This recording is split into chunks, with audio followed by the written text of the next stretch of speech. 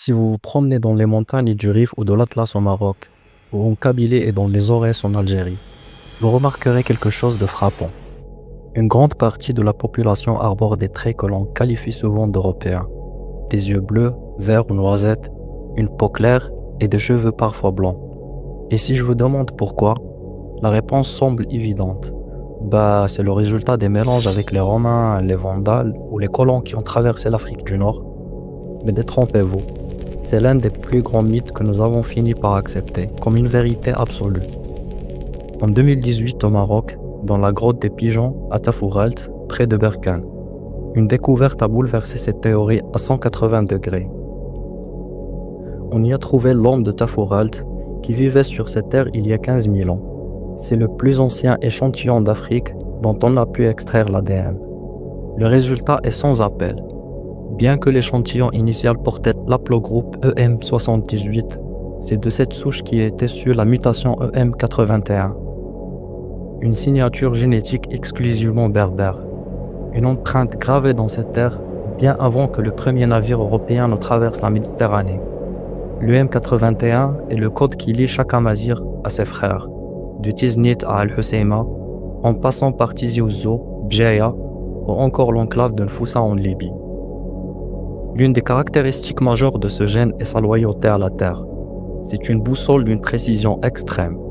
Si un généticien aux États-Unis ou en Chine identifie ce gène chez un individu, il sait immédiatement que ses ancêtres viennent d'Afrique du Nord.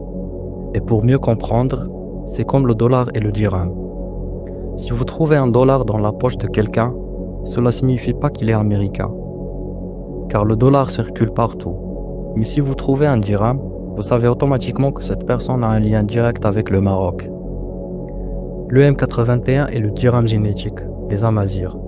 La deuxième caractéristique, celle qui nous intéresse aujourd'hui, concerne les traits physiques. Ce gène est souvent associé à une peau claire et des yeux colorés. Scientifiquement, cela s'explique par une adaptation climatique, notamment à la fin de l'ère glaciaire, lorsque l'Afrique du Nord était une région très froide et enneigée. Le M81 a permis à l'homme de s'adapter à cet environnement, tout comme les populations du Nord. Nous en concluons donc que c'est ce gène autochtone qui est responsable de ces traits, et non un mélange colonial. Ces visages sont nés et ont grandi ici. Mais alors, les invasions n'ont-elles laissé aucune trace? Si, mais selon les études, leur impact génétique reste minime. Pourquoi? D'abord à cause de l'isolement géographique. Les montagnes étaient des forteresses naturelles pour les tribus Sanhaja, Masmouda et Znata. Alors que les envahisseurs s'installaient dans les plaines, les montagnes restaient des sanctuaires génétiques purs. Ensuite, les lois tribales strictes concernant le mariage dans le Rif, l'Atlas ou la Kabylie ont permis de préserver ces caractères dominants.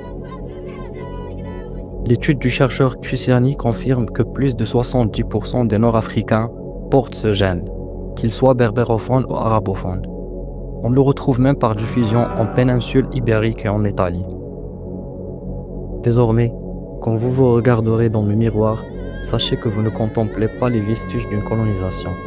Vous voyez la résilience de vos ancêtres amazirs qui ont sculpté votre identité dans la roche depuis 150 siècles. Vous n'êtes pas un mélange oublié, vous êtes l'original qui a défié le temps. Azulland est là pour redonner de la valeur à chaque détail et vous montrer que votre origine est la plus belle histoire d'amour entre l'homme et sa terre. Restez avec nous, car le voyage ne fait que commencer. Azul.